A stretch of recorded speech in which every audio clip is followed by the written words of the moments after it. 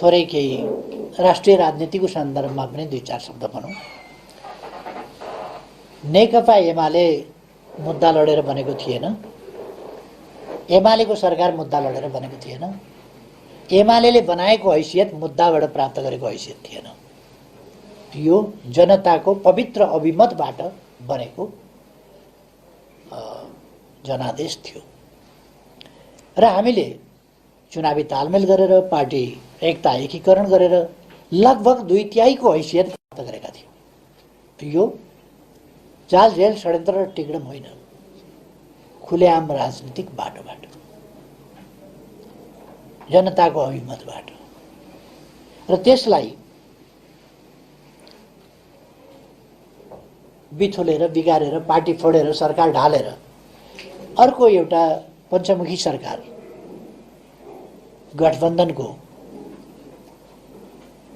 र त्यो पनि असंवैधानिक हिसाबले परमादेशबाट विश्वमा कहीँ नभएको एउटा, फेरि विश्वमा हुँदैन पनि होला यस्तो, त्यस्तो फैसला मार्फत नेकपा एमालेको सरकार विस्थापित गरेर गठबन्धनको सरकार बनेको आज 7 महिना पुरा भएको छ।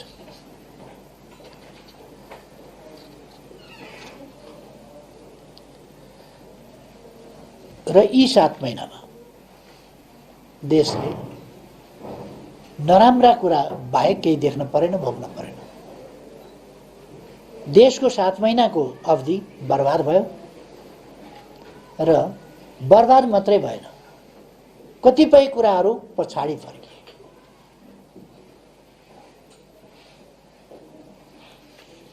राज्यका अङ्गहरू, व्यवस्थापिका संसद चलेको छैन, व्यवस्थापिका संसद चलेको छैन र त्यो सर्दै सर्दै अथवा निकम्मा ढङ्गले विरोधका बीचमा अलोकतान्त्रिक पेलाइका साथ, तानाशाही अधिनायकवादी पेलाइका साथ निरर्थक हिसाबले, भत्ता पचाउने हिसाबले मात्रै संसद अस्तित्वमा छ। बैठक सूचना टाँस्दै पर सार्दै गरिन्छ र अत्यन्तै गैर जिम्मेवार तरिकाले सरकार चलेको छ। हामी संसदमा सहभागी हुन चाहन्छौँ, आफ्नो भूमिका प्रभावकारी ढङ्गले देश र जनताको हितमा प्रस्तुत गर्न चाहन्छौँ, तर सरकारले हामीलाई त्यो अवसर दिइरहेको छैन। हामी सरकारलाई आग्रह गरिरहेका छौँ, हामीलाई संसदका बैठकहरूमा सहज ढङ्गले सहभागी हुने र आफ्नो सकारात्मक भूमिका, महत्त्वपूर्ण भूमिका प्रतिपक्षको हिसाबले सक्रियतापूर्वक पुरा गर्ने अवसर उपलब्ध गराउनुहोस् भनेर। हाम्रो पार्टीका विरुद्ध सभामुख पार्टी फोड्ने षड्यन्त्रमा सहभागी हुन्छन्, आफ्नो कर्तव्य पालना गर्दैनन्, कर्तव्यबाट च्युत हुन्छन्, प्रतिपक्षका विरुद्धको मोर्चाबन्दीमा सामेल हुन्छन् र हाम्रा विरुद्ध मुद्दा लड्न अदालतमा पनि पुग्छन्, अदालतको ढोका पनि ढकढक्याउन पुग्छन्। आफूले त संविधान कानुनका मर्यादा र आफ्नो पदीय मर्यादा गरिमा कसैको ख्याल नराखेर त्यसरी चल्छ। यस्तो अवस्थामा संसद निरर्थक भइरहेको छ र संसदको बहुमूल्य समय खेर गएको छ। निर्वाचन हुन नदिने, संसद नचलाउने, संसद चल्न वातावरण अनुकूल नबनाउने, नयाँ निर्वाचन गर्न नदिने, संसदलाई निष्प्रभावी बनाएर राखिरहने र भेन्टिलेटरमा लगेर राखिदिने, कोमामा। संसद भेन्टिलेटरमा छ, जिउँदै छैन भनौँ भने जिउँदैछ। अर्को ताजा जनादेश लिनु प्रतिगमन हुन्छ भन्ने गठबन्धनकारीहरूको कुरा छ र अग्रगमनकारी संसदलाई निरर्थक बनाएर, निष्प्रभावी बनाएर उहाँहरूले राख्नु भएको छ। सरकारको सम्बन्धमा धेरै केही भन्न पर्दै परेन। सरकार राष्ट्रिय हितको रक्षा गर्न सकिरहेको छैन।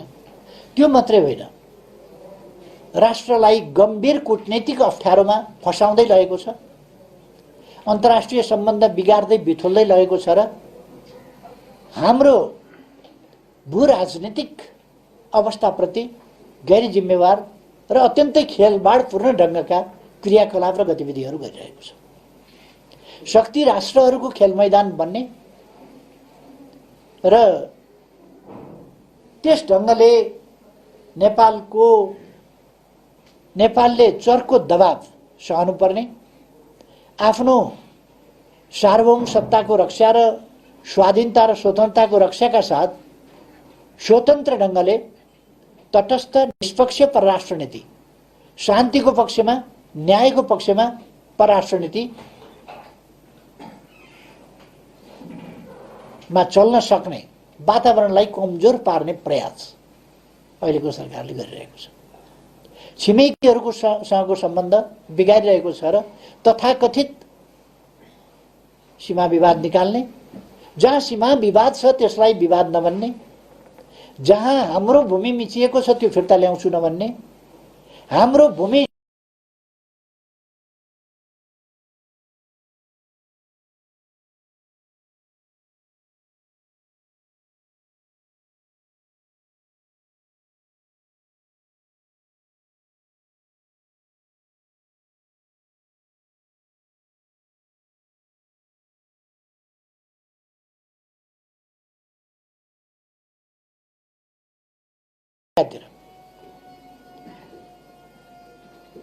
अर्कातिर धान बाली नष्ट भएको छ, राहत दिँदैन, जनतालाई समस्या परेका छन्, समस्या हेर्दैन। जाडोको समयमा हामीले जाडो सुरु हुनुभन्दा अगाडि नै तराईमा कम्बल, पहाडमा ज्याकेट बाँड्ने गरेका थियौँ। यसपल्ट सरकारले त्यतापट्टि मतलब राखेन। अरू कुराहरू पनि ठम्म छन्, विकास निर्माणका कुराहरू ठम्म छन्।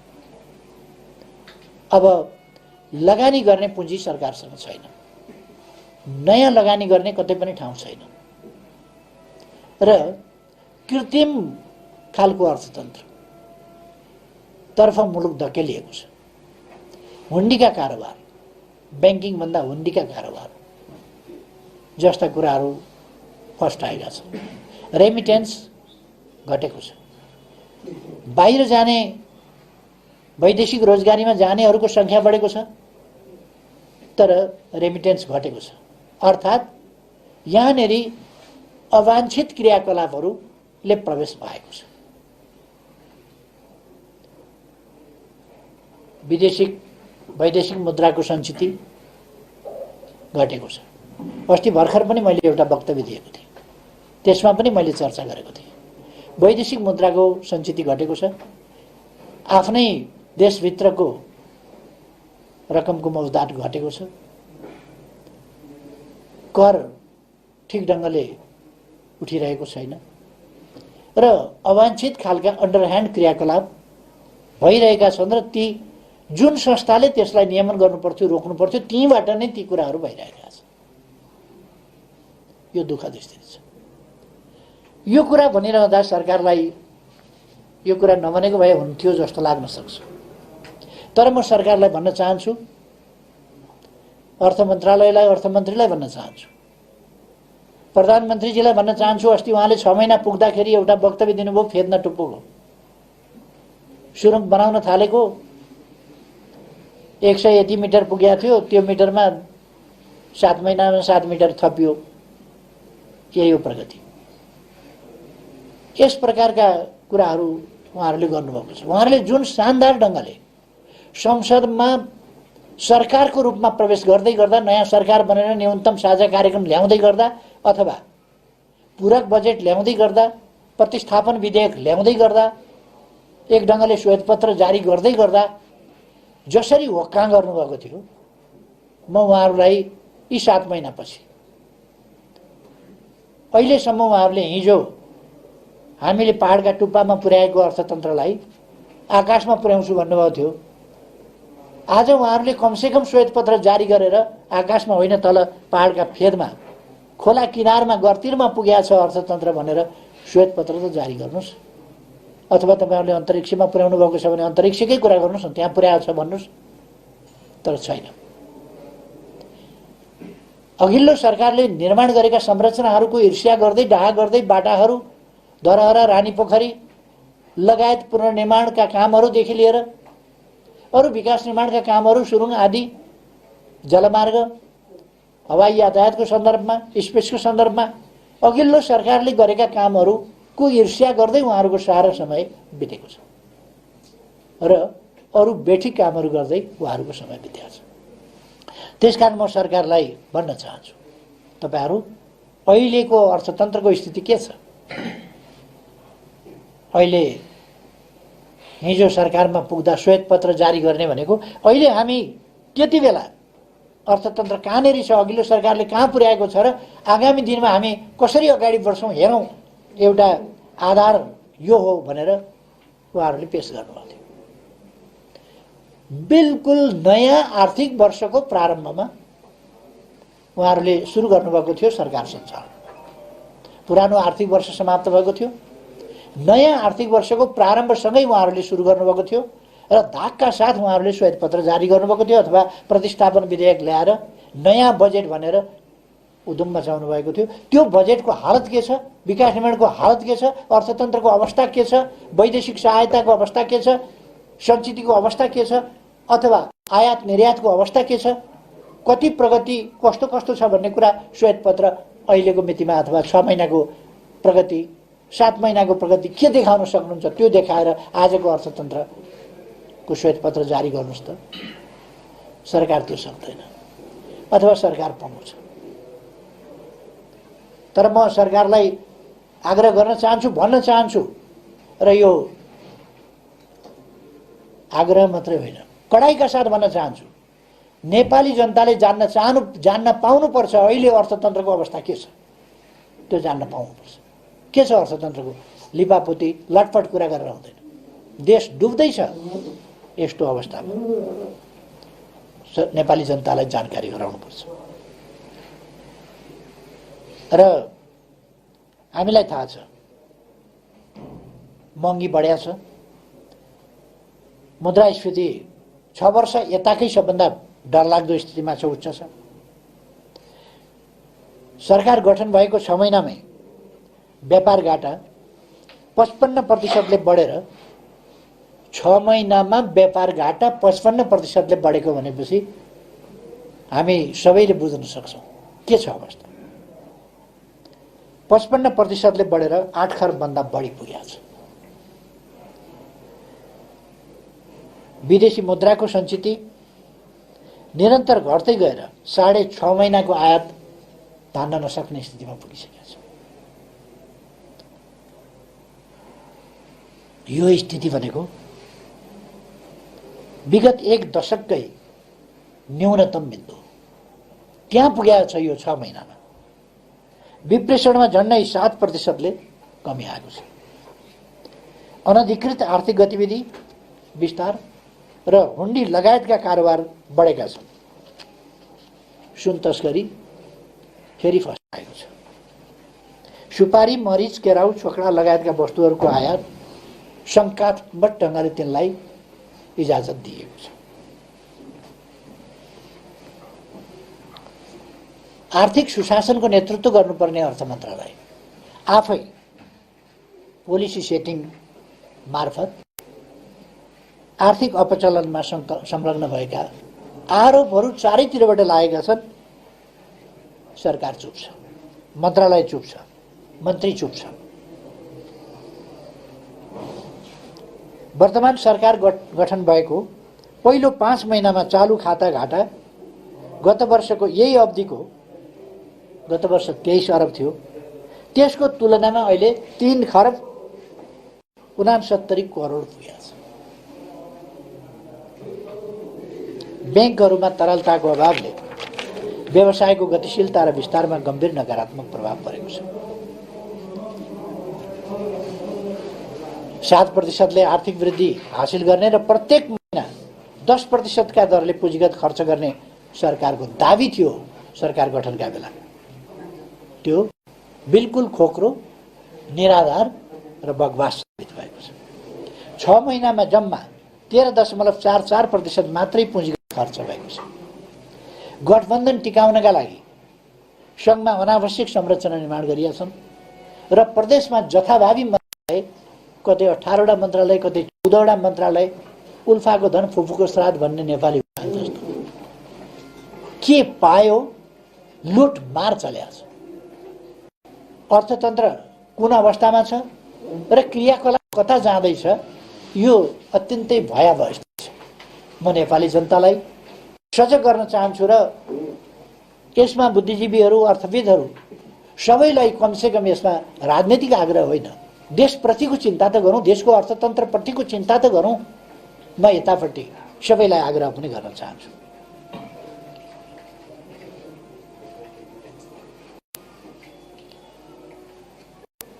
र अहिले चालु खर्च वृद्धि भएर 38.15% पुगेको छ। यो असाधारण नकारात्मक दिशातर्फको यात्रा हो। त्यसकारण यो अवधि समय खेर गएको मात्रै होइन, 7 महिनाको समय खेर गयो भन्ने मात्रै होइन। समय खेर मात्रै गएको भए पनि हामी फेरि समेट्न सक्थ्यौँ होला, तर नकारात्मक दिशातर्फ देश गएको छ, अर्थतन्त्र गएको छ। सरकारले विकास साझेदारको विश्वास समेत पनि गुमाउँदै गएको छ।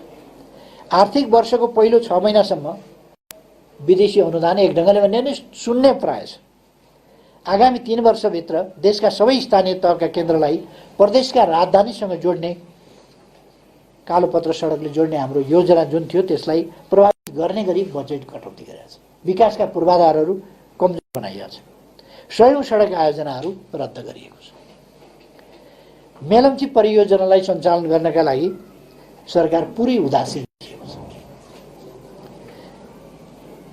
दयनीय व्यक्तिगत खर्च, लगानीमा न्यूनता, बढ्दो बेरोजगारी र विकास खर्चमा कटौतीले नेपाललाई अल्पविकसित अवस्थाबाट स्तरोन्नति गर्ने हाम्रो जुन अभियान थियो त्यसमा नकारात्मक असर पार्न थालेको छ। जुन उत्साह थियो अर्थतन्त्रमा, त्यो विश्व ब्याङ्कले नेपाललाई दक्षिण एसियाको उदाउँदो तारा भनेको थियो, उदाउँदो अर्थतन्त्र भनेको थियो। हामीलाई एडिबीले, अरूले प्रशंसा गरेका थिए, युनेस्कोले प्रशंसा गरेका थियो, विश्व स्वास्थ्य सङ्गठनले प्रशंसा गरेका थियो। आज कहाँ गए? 6 महिना 7 महिना बित्न पाउँदा नपाउँदा कहाँ गए ती दिन? कता गयो त्यो स्वर्णिम युग? कता हराए ती आशाका किरणहरू? कता हरायो त्यो विश्वासको वातावरण? आज भयावह निराशातर्फ, एक ढङ्गले भन्ने हो भने आर्थिक राजनीतिक हिसाबले ब्ल्याक होलतर्फ देशलाई यो सरकारले धकेलिरहेको छ।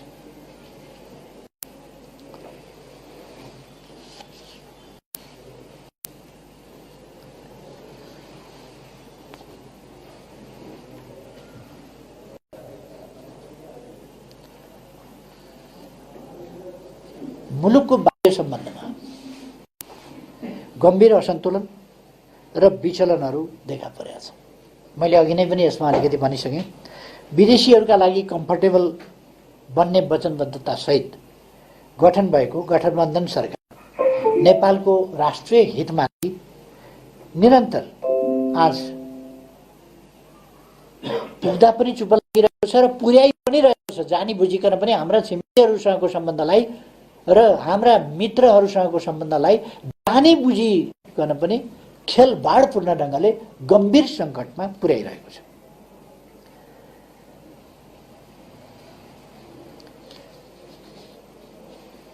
कालापानी क्षेत्रमा एकतर्फी ढङ्गले बाटो बन्दा बोल्दैन। जयसिंह धामी तुइन काटेर झराइन्छन्, बोल्ने हिम्मत राख्दैन। नागरिकहरूको जीवनको सम्बन्ध बोल्ने हिम्मत राख्दैन र नागरिकको ज्यान जान्छ। त्यस्तोको छानबिन गरेर दोषीमाथि कारबाही गर भनेर पनि भन्न सक्दैन।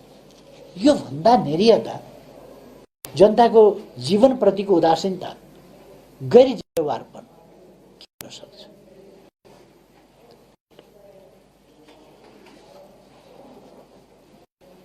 अमेरिकी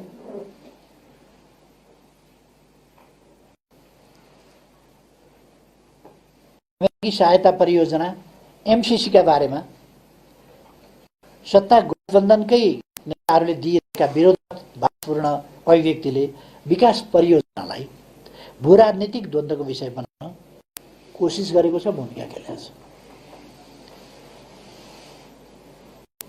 अमेरिकी एमसीसीका अधिकारीहरूसँग दुईटा नेताले गोप्य पत्राचार गर्छन्। 4-5 महिनाको समय हामी पास गर्छौँ भनेर टिटानी पास गर्ने कुरा लेख्छन्। यता जनतालाई पास गर्नै हुँदैन भनेर उचाल्छन्, भ्रमित पार्छन्। एउटा नेता पक्षमा बोल्छ, अर्को विपक्षमा बोल्छ। न्यूनतम साझा कार्यक्रम प्रकाशित गरेका छन्, त्यसमा उल्लेख गर्दैनन्। त्यसै बेला मैले एमसीसी परियोजना सम्बन्धमा तपाईँहरूको दृष्टिकोण के हो, सत्ता गठबन्धनको दृष्टिकोण के हो भनेर प्रश्न गरेँ। उनीहरूको कुनै जवाब पनि छैन। र ढङ्गले अमेरिकासँग एक खालको कुरा गर्छन्, अरूसँग अर्कै खालको कुरा गर्छन्, जनतासँग अर्कै खालको कुरा गर्छन्, पार्टीभित्र आयो अर्कै खालको कुरा गर्छन्। यस प्रकारको अत्यन्तै जिम्मेवार, धोकाफुलो, दुई जिब्रे चरित्र देखाएर राष्ट्रिय हितलाई गम्भीर सङ्कटमा धकेल्ने काम बनिरहेको छ। तपाईँ हामी सबैले सुन्यौँ, सेप्टेम्बर 29 मा 4-5 महिनाका लागि भनेर पत्र पठाइयो। ठ्याक्क 5 महिना पुग्ने 28 फरवरीका दिन समय सिद्धिन्छ भनेर फेरि एमसीसीले लेखेको छ। एउटा कुरा त प्रधानमन्त्रीले एमसीसीलाई लेख्ने कुरा आफैमा प्रोटोकलको हिसाबले, राष्ट्रिय स्वाभिमानको हिसाबले आफैमा एउटा गैर सरकारी संस्था अथवा सरकारी नै संस्था भए पनि एउटा शाखालाई, कुनै एउटा विषयको जिम्मेवार एउटा मन्त्रालय अन्तर्गतको कुनै चिजलाई प्रधानमन्त्रीले पत्र लेख्ने कुरा आफै एउटा अपमानजनक कुरा हो। अर्को कुरा, अध्यक्षको हैसियतले लेखेको भनेर, अध्यक्षको हैसियतले लेख्ने हो भने त रिपब्लिकन पार्टीका, डेमोक्रेटिक पार्टीका अध्यक्षहरूलाई लेख्नु पर्थ्यो होला, अरूलाई लेख्नु पर्थ्यो होला। अनि कुन पार्टीको अध्यक्ष हुन् र एमसीसीको प्रमुख? अर्को, कुन कुन पार्टीका अध्यक्षले लेख्नु पर्थ्यो? गठबन्धनभित्र पनि दुईटा अध्यक्षले लेख्ने कुरा। अरू अध्यक्षहरूलाई थाहा छ कि छैन थाहा छैन, किनभने थाहा भए पनि नभए पनि उहाँहरूको बाध्यता त्यो गठबन्धनका पछाडि लाग्नुपर्ने, उहाँहरू त्यसमा त कुद्नु होला। तर देश त गम्भीर खेलवाड, खेलाची, गैर जिम्मेवारपनको शिकार भइरहेको छ। यस कुराप्रति हामी गम्भीर छौँ। र म के भन्न चाहन्छु भने, सभामुखले सरकारले निर्णयार्थ पेश गर्नका लागि संसदमा प्रस्तुत गरेको, दर्ता गरेको चिजलाई सभामुखले पेश नगरेर रोक्छु भन्न सभामुखको अधिकार छैन, कर्तव्य होइन। र उनले त्यो अनधिकृत ढङ्गले बलमिचाइ गरेछ। यस्तो कुरा यो गठबन्धनको निरीहता हो, पदलोलुपता हो, सत्ता मोह हो। गठबन्धन जसरी पनि कायम राखेर सरकारमा बस्नुपर्छ भन्ने कुरा हो। र यस्ता कुरामा पनि सत्ता गठबन्धन चुइक्क बोल्न सक्दैन। को अधिकारका सीमाभन्दा बाहिर गइरहेको छ। पहिले अघिल्लो सभामुखले त्यस्तै ढङ्गले अनधिकृत क्रियाकलाप गरेकै हो र अहिलेको सभामुखले त्यही कुरालाई जारी राखेको छ र अनधिकृत क्रियाकलाप गरेको छ। संसदले के गर्छ त्यो आफ्नो ठाउँमा होला, संसदलाई निर्णयार्थ दिनु पर्यो अधिकार। तर संसदलाई नदिएर रोक्ने कुरा उनको अधिकारभित्रको कुरा होइन।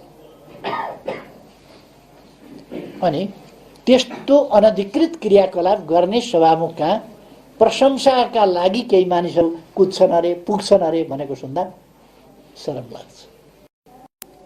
कानुन तोडेका कुरालाई गैर कानुनी हरकत, डुअल रोल, द्वैध भूमिका यस्तो खेल्ने मान्छे र निष्पक्ष भूमिका निभाउन नसक्ने, कानुनका आफ्ना मर्यादित दायरामा बस्न नसक्ने, सभामुखको प्रशंसा गर्न जाने जस्ता कुराहरू पनि कता कता सञ्चार माध्यममा देख्दा यी सबै शरमका कुरा हो। कति साह्रो सत्ता लोलुप्ता, पद लोलुप्ता, यो अत्यन्तै गैर जिम्मेवार कुरा हो, जुन सरकार यसप्रति गम्भीर होस् भन्ने कुरा म फेरि दोहोऱ्याउन चाहन्छु।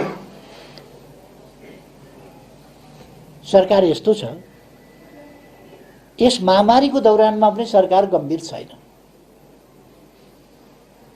24 लाख खोप, 24 लाख डोज खोप जनताको जीवन बचाउने कुरासँग सम्बन्धित छ।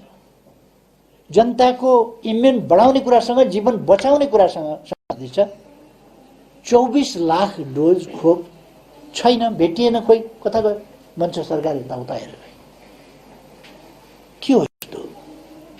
24 लाख डोज सानातिना कोठामा अट्दैन।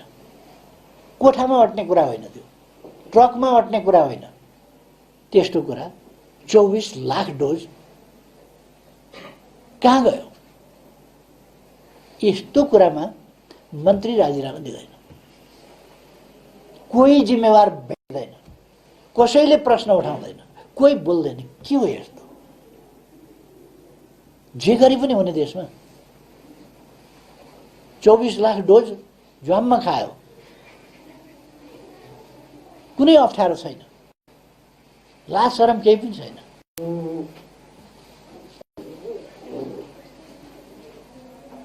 म चाहन्छु र हाम्रो पार्टीको माग छ, 24 लाख डोजको हिसाब नेपाली जनतालाई चाहियो।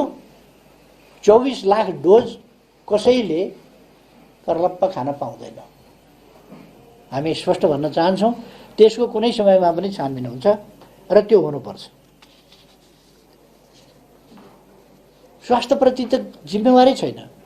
हामीले आधारभूत तहका स्वास्थ्यका निम्ति 5, 10 र 15 सयका हस्पिटलहरू 396वटा अस्पतालको हामीले शिलान्यास गर्यौँ।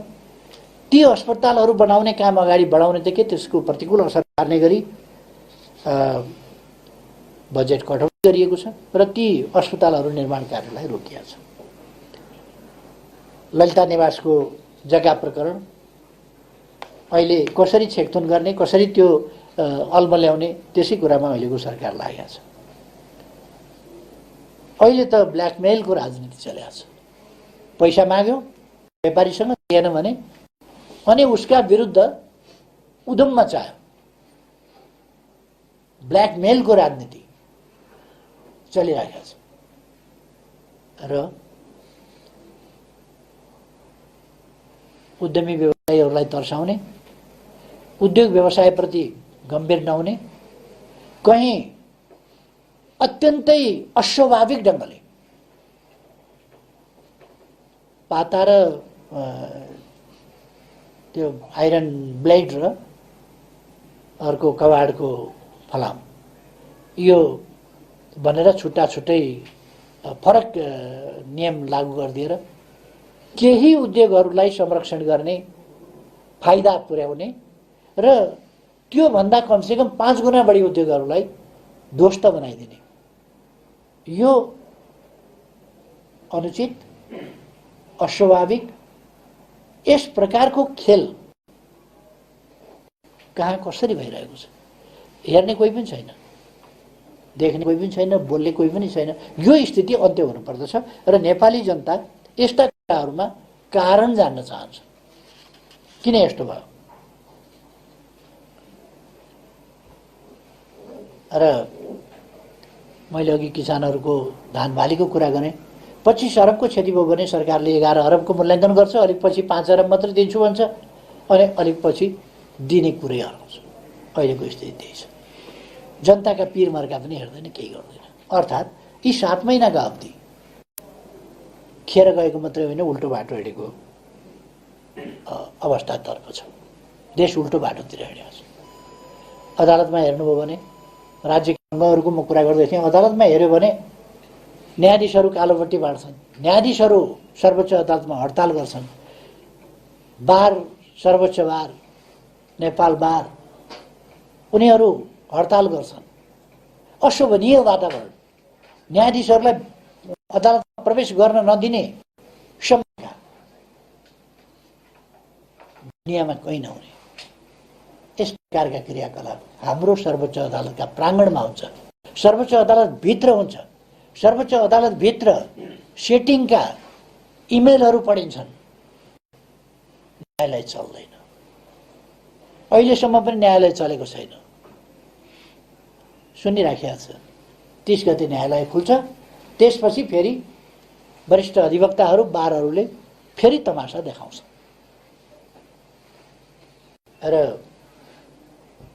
अब पहिलेकै जस्ता आन्दोलनले हुँदैन, त्योभन्दा बेग्लै प्रकारका अलिक एउटा शब्द उहाँहरूले प्रयोग गर्नुभएको छ, बेग्लै प्रकारको आन्दोलन गर्छौँ भनेर। यस ढङ्गले राज्यका सबै अङ्गहरूलाई छेदविच्छेद बनाएको छ र स्थानीय तहको निर्वाचन नगरेर तिनलाई त समाप्तै पारिदिने षड्यन्त्र थियो सरकारको, जसलाई हामीले असफल बनाएका छौँ। फेरि पनि यसमाथि यो उपलब्धिमाथि हमला हुन सक्छ, त्यसप्रति हामी सजग रहन जरुरी छ भन्ने म सबै साथीहरूलाई आग्रह गर्न चाहन्छु। एउटा हामीले यस बीचमा दुईटा महाधिवेशन गऱ्यौँ। एउटा असोज 15 देखि 17 सम्म 15, 16, 17 3 दिनको विधान महाधिवेशन गऱ्यौँ, जसमा हाम्रा नीतिहरू हाम्रो पार्टीले लिने सम्पूर्ण समग्र क्षेत्रका नीतिहरू सम्बन्धमा र समाजवादका आधारहरू हामी कसरी निर्माण गर्छौँ, समृद्ध नेपाल सुखी नेपालीको गन्तव्यमा कसरी अगाडि बढ्छौँ, कुन कुन बाटोबाट अगाडि बढ्छौँ, सबै नीतिहरू, सङ्गठनात्मक नीति, हाम्रो पार्टी सम्बन्धी र राष्ट्रसँग सम्बन्धित, विकाससँग सम्बन्धित, सुशासनसँग सम्बन्धित, परराष्ट्र सम्बन्धसँग सम्बन्धित सम्पूर्ण नीतिहरू हामीले त्यहाँबाट पारित गऱ्यौँ, विधिहरू पारित गऱ्यौँ। अरू कुनै पनि पार्टीले त्यस्तो गरेन। नेपाली कङ्ग्रेसको त झन् सुरु आयो, भोट खसायो, नेता अब दलबल आदि इत्यादि के कसो गर्नु, उहाँहरूले नेता छान्नु जानुभयो। नेता छान्ने बाहेक महाधिवेशनको केही पनि भएन, अथवा महाधिवेशन नेता छान्ने र कर्मकाण्ड पुर्याउने कर्मकाण्डी मात्रै भयो। कति बुद्धिजीवीहरूले भनेको सुने मैले, नेकपा एमाले त नीतिको बारेमा त चर्चै गरेन, नीति हुँदै भएन, नेपाली कङ्ग्रेसको नीतिको बारेमा चर्चा भएन, त्यो उल्लेख छैन, चर्चा गर्दैन बुद्धिजीवीहरू। नेकपा एमाले त्यत्रा पुस्तकहरू नै निकालेको छ 3 दिन तिनै विषयमा। विधान महाधिवेशन स्पेशल ढङ्गले गर्यो, त्यो चाहिँ विधानको त चर्चै गरेन एमाले, विधान त छँदै छैन, नेकपा एमालेसँग विधि छँदै छैन, नीति छँदै छैन।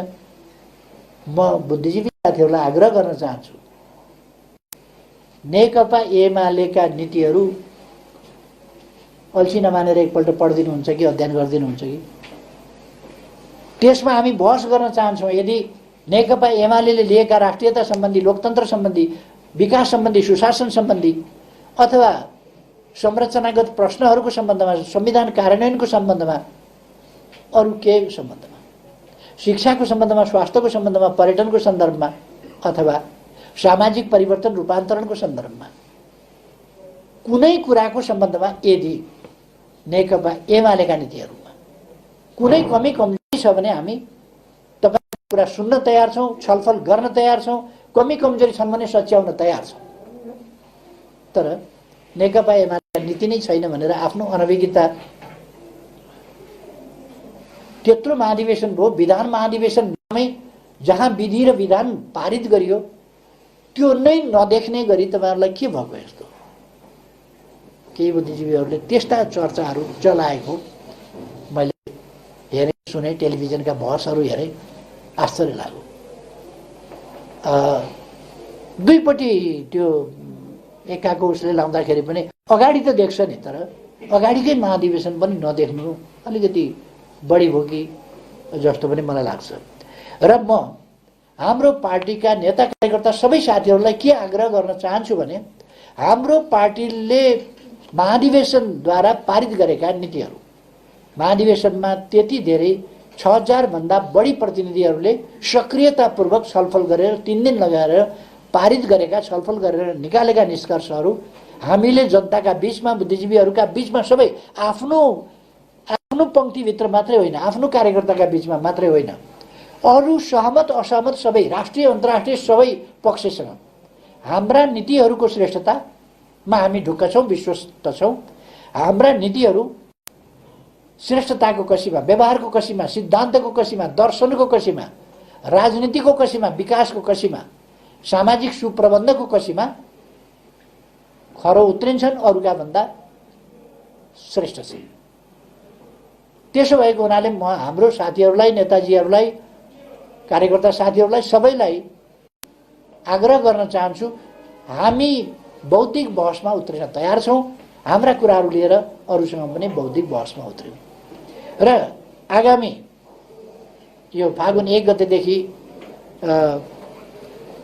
को हाम्रो प्रशिक्षण कार्यक्रमहरूको सिलसिला जुन छ, त्यसमा एउटा विषय हाम्रो महाधिवेशनले लिएका नीतिहरू, तिनको प्रभावकारिता, तिनको सहीपना र मङ्सिर 10 देखि 14 सम्ममा गरेको हामीले नेतृत्व निर्माणको ती नीतिहरू कार्यान्वयन गर्ने र देशलाई अगाडि बढाउने सन्दर्भमा नेतृत्व निर्माण गर्ने प्रसङ्गमा जुन काम गरेका छौँ, त्यस सम्बन्धमा हाम्रा नेतृत्वको प्रश्नहरूमा यी कुराहरूलाई पनि अगाडि छलफलमा लाने, आफूले पनि अध्ययन गर्ने र अरूलाई पनि अध्ययन गराउने यो अभियान पनि सँगसँगै लैजाउँ भनेर म साथीहरूलाई आग्रह गर्न चाहन्छु। हाम्रो नेतृत्व निर्माणको विधि कसरी लोकतान्त्रिक छ भन्ने कुरा, कतिले भने यो महाधिवेशन होइन के अधिवेशन के जाति उजाति भने, हाम्रो जस्तो हरेक मान्छे मतदानबाट निर्वाचित हुने, हरेक मान्छे मतदानबाट निर्वाचित हुने त्यो परिपाटी अरू पार्टीहरूले गर्न सक्नुभयो अथवा उन्नत स्तरको समझदारी र एकता नेकपा एमालेको जस्तो अरूले देखाउन सक्यो। नेकपा एमालेका महाधिवेशनले जुन निर्विवाद ढङ्गले नेतृत्व लोकतान्त्रिक विधिबाट निर्वाचन गर्यो र सघन छलफल, सक्रिय सहभागिता प्रतिनिधिहरू मार्फत जसरी नीति निर्माणमा देखायो त्यो अरू कुनै पार्टीले देखाउन सक्यो त्यो सम्भव थिएन र प्रक्रियागत हिसाबले मात्रै होइन, वैचारिक, विधिगत, पद्धतिगत, प्रक्रियागत श्रेष्ठताको हिसाबले व्यवहारमा तिनको कार्यान्वयन र प्रयोग गर्दा तिनको श्रेष्ठताको हिसाबले पनि नेकपा एमालेका नीतिहरू, विचारहरू अद्वितीय छन्, तरिकाहरू अद्वितीय छन्। यी कुराहरूलाई हामीले कार्यकर्ताका बीचमा पुर्याउनु पर्दछ र अरूसँग पनि पुर्याउनु पर्छ। म नेता कार्यकर्ता साथीहरूलाई सबैलाई आग्रह गर्न चाहन्छु। गएका महाधिवेशनहरूले हाम्रो पार्टीको वैचारिक उचाइ, एकताको प्रसङ्गबाट हेरौँ, विचारको प्रसङ्गबाट हेरौँ, लोकतान्त्रिक अभ्यासको प्रसङ्गबाट हेरौँ, जुनसुकै कोणबाट हामीले हेऱ्यौँ भने पनि हाम्रो पार्टीलाई एउटा नयाँ उचाइ प्रदान गरेको छ। नयाँ एउटा महान शुद्धिकरणको अभियान अगाडि बढेको छ, महान सुदृढीकरणको अभियान अगाडि बढेको छ।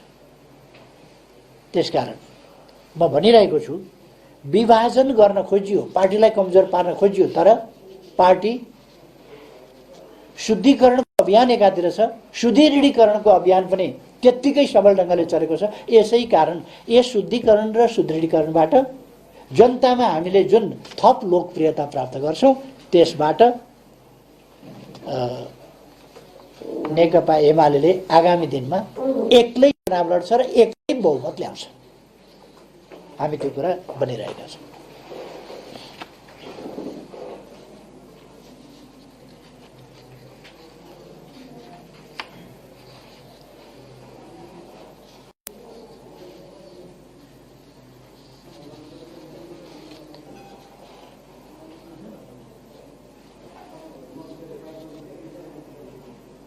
हाम्रो पार्टीले गरेका अरू थुप्रै कामहरू, छलफलका कुराहरू आदि र यस सम्बन्धमा प्रशिक्षण कार्यक्रमहरूले सफलतापूर्वक अगाडि बढाउने कुरामा म विश्वस्त छँदैछु।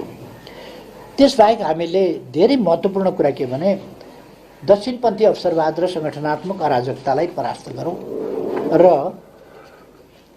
जनताको बहुदलीय जनवादको मार्गदर्शनमा समाजवादका आधार निर्माण गरौँ भन्ने हामीले मूल वैचारिक साङ्गठनिक विकास निर्माण सम्बन्धी हाम्रो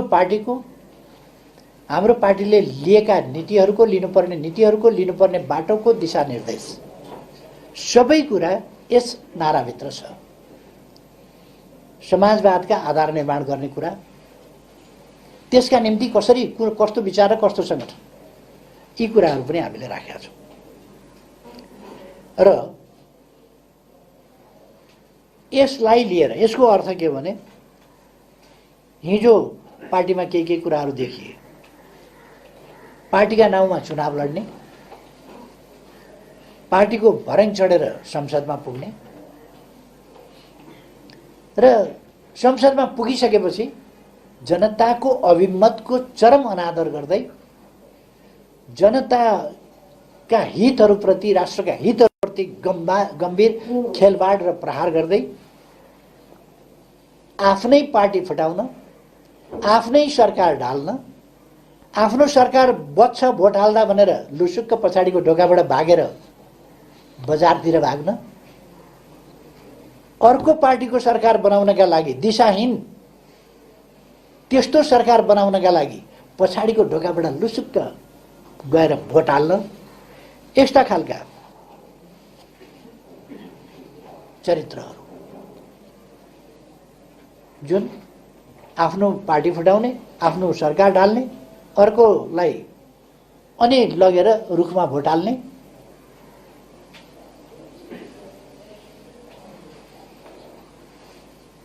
र विपक्षीलाई आफ्नो पार्टीका जरा उखेल्ने, विपक्षीका मलजल हाल्न जाने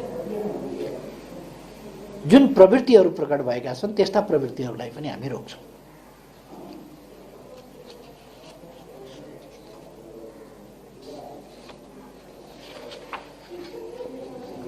त्यस्ता प्रवृत्तिहरू त्यस प्रकारको दक्षिणपन्थी अवसरवाद र पार्टी आन्दोलन लोकतन्त्र विरोधी देश विरुद्धको जुन आपराधिक क्रियाकलाप छ, यो स्पष्टै रूपमा यो प्रतिगमनकारी प्रवृत्ति हो, प्रतिगमनकारी व्यवहार हो र यस व्यवहारलाई हामी अस्वीकार गर्छौँ। र अब यी निर्वाचनहरू मार्फत, आउँदा निर्वाचनहरू मार्फत हामीले यस्ता प्रवृत्तिहरूलाई पराजित गर्नै पर्छ, परास्त गर्नै पर्छ। हाम्रो मूल नाराले पनि त्यही कुरालाई बताउँछ।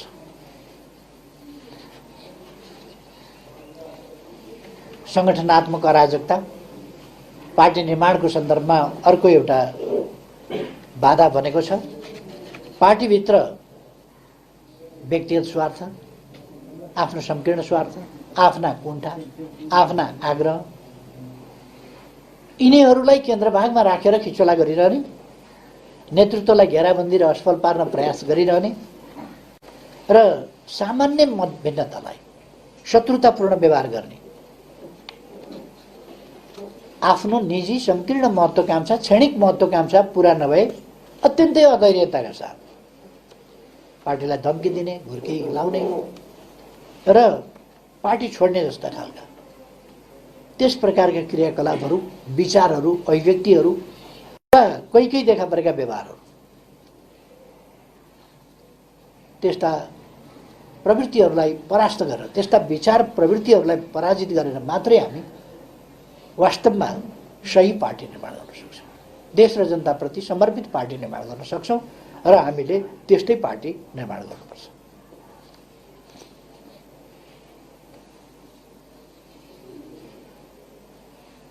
त्यसकारण म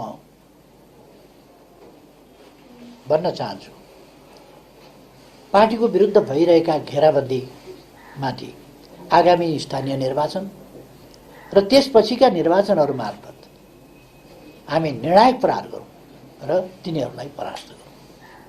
हामीले मात्रै गर्न सक्छौँ यो काम। र अरू देशभक्त शक्तिहरू, लोकतन्त्रवादी शक्तिहरू उहाँहरूलाई पनि गोलबद्ध गर्ने जिम्मेवारी हाम्रै हो। हामीले मात्रै उहाँहरूलाई पनि यस पवित्र काममा समावेश गराउन सक्छौँ। आज जनादेश मार्गी लोकतन्त्र जो हामीले अपनाएका छौँ र परमादेश मार्गी प्रतिगमनकारी षड्यन्त्रका बीच वास्तविक लडाईँ अब सुरु भएको छ। यो जनादेश र परमादेशका बीचको, जनअभिमत र परमादेशका बीचको, यो लोकतान्त्रिक अभ्यास र षड्यन्त्रका बीचको लडाईँ अब सुरु भएको छ। म हाम्रो सम्पूर्ण कमरेडहरूलाई आग्रह गर्न चाहन्छु, यति बेला हामी अत्यन्तै गम्भीरताका साथ यस लडाईँलाई हामीले बुझ्न पर्दछ। यो लडाईँ वास्तविक लडाईँ, हामी यसको मैदानमा अब प्रवेश गरेका छौँ। जनादेशको अपमान गर्ने, संविधानको चिरहरण गर्ने, अवांछित र अपरिपक्व गठबन्धनको षड्यन्त्र स्वरूप अवैध ढङ्गले पैदा भएको आपराधिक उद्देश्यका लागि गठित यस पञ्चमाङ्गी सरकारसँगको नेपाली जनताको लडाईँ, यो हाम्रो लडाईँ होइन, यो नेपाली जनताको लडाईँ हो। यस स्थानीय निर्वाचनबाट सुरु भएर सङ्घ र प्रदेशका लागि हुने आगामी निर्वाचनसम्मै कायम हुनेछ। यो हाम्रो लडाईँ, त्यस्ता तत्त्वहरूको विरुद्धको यो जनलडाईँ।